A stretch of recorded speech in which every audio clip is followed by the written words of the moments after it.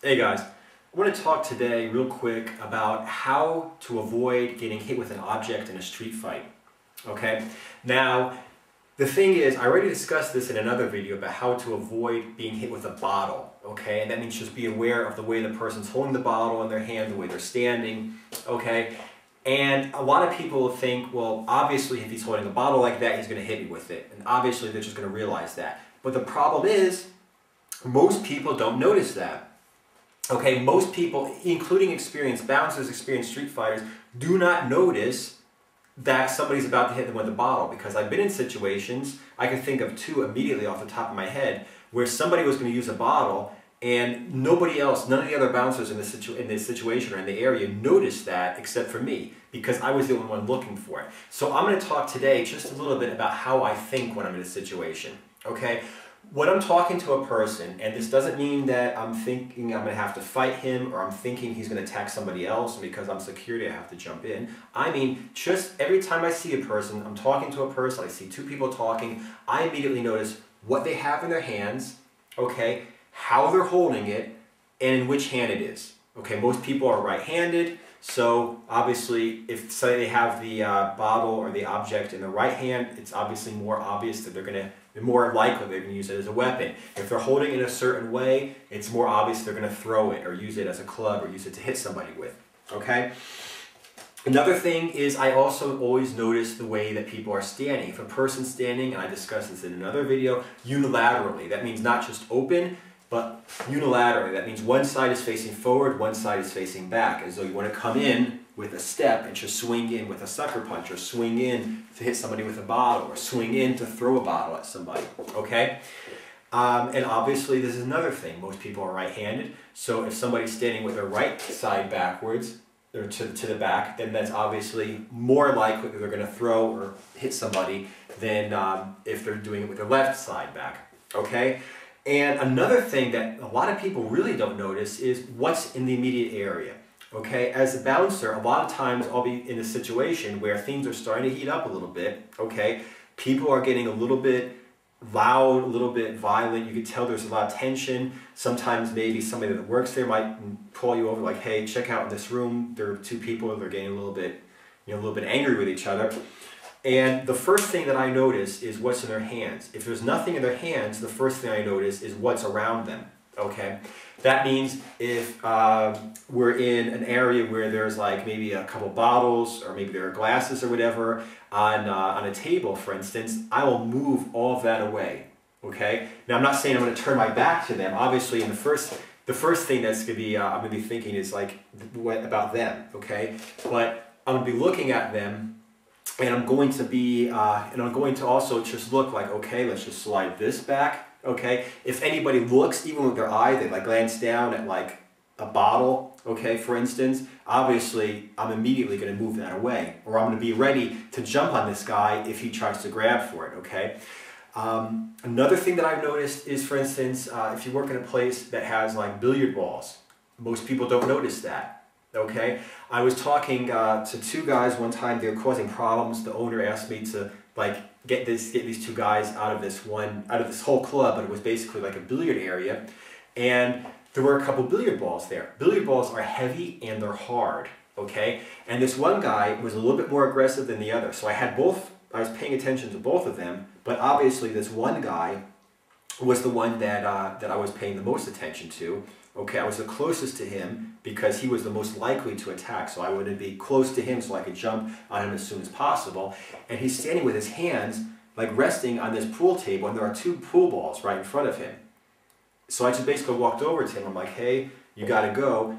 And I stood behind him. I was like, dude, you gotta go. And I slid the two pool balls away, okay, to get them out of his reach. Now for him to go ahead and hit me with one of these pool balls, he needs to like jump right across the, like reach all the way across the table and make it very obvious, take a long time to get to the pool ball, and then obviously in that time I would have been able to like pull him back and whatever.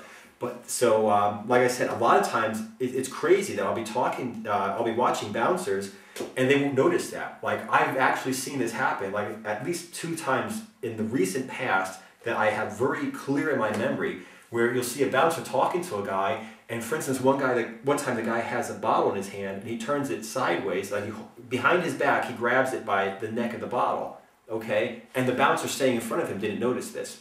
Or I'll see people like bouncers talking somewhere where there are pool balls, and the guy will have his hand right on the table, right next to a pool ball, okay? And the bouncer doesn't even notice this. Like, how much time does it take for somebody to just grab a pool ball and smash you in the side of the head with it, okay? So like I said, it's not just a matter of what the person has in their hands and how they're holding it. It's also a matter of what's in the surrounding area.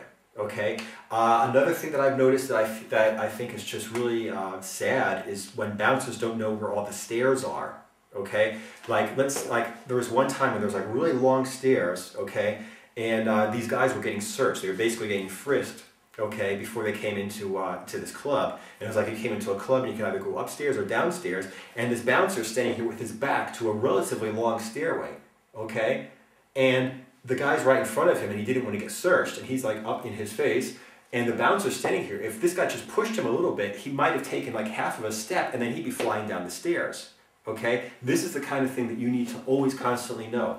What's in their hands? How are they holding it? How are they standing? What's around them? What could they grab right away? Okay, where are the stairs? You know, steps could obviously be used to your advantage. If a person's standing there, you know, and there are like maybe there's like a level and there's like 2 steps and then there's a level a little bit higher, okay? Like dance floor and then maybe like, you know, 2, 3 steps and then there's like a bar or something. If you could get somebody to stand in front of that and he attacks you, all you have to do is basically push him and he'll fall, he'll trip over the stairs. Okay, so you can use it to your advantage, or obviously if you're standing in front at the top or at the bottom of the stairs and somebody goes ahead and attacks you, you'll trip. You'll have nowhere to go. If you trip, if you have to take a step back, you'll either fly down the stairs or you'll trip over the stairs if you're at the bottom of the stairs. So like I said, always, always, always know everything that's going around. Not just the tunnel vision of what the person is doing, but is he reaching to his pockets for a weapon possibly? Is there anything within reach of him that he could use as a weapon against you? Could you clear it out of the way? You need to be sure that if there is something in this area that you cannot move out of the way beforehand, that you're ready in case he grabs in this direction, that you attack him immediately. Okay, like I said, steps. It's all the same thing. You basically just need to know about everything in this situation. Starting with a person, what does he have in his hands? What could he grab? Okay, what's in his area that he could grab and get into his hands? Could you move it away? If not, be ready to jump on him. If he reaches in this direction, he's probably reaching for a bottle, a pool cue, a pool ball, okay? And like I said, where are the stairs? Could I basically turn him if he's yelling at me or he's angry with me? Could I turn him so that his back is facing the stairs? So if he attacks, but you need to push him? Or is there a stairway behind you that you need to turn to make sure that he doesn't push you down the stairs? So anyway, situational awareness is the absolute most important thing. People wondering why a skinny little white guy like me from the fucking suburbs is able to work as a bouncer and do the same work as just, you know, huge, bald, leather jacket guys that I work with. It's because of stuff like this. I'm, you know, 10 steps ahead of everybody else. I'm always looking at the entire situation.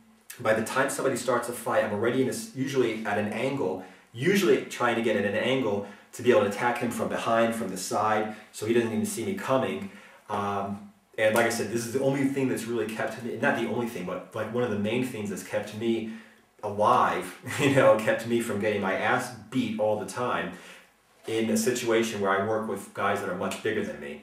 And that was a little bit of a tip about the importance and basically how to implement situational awareness.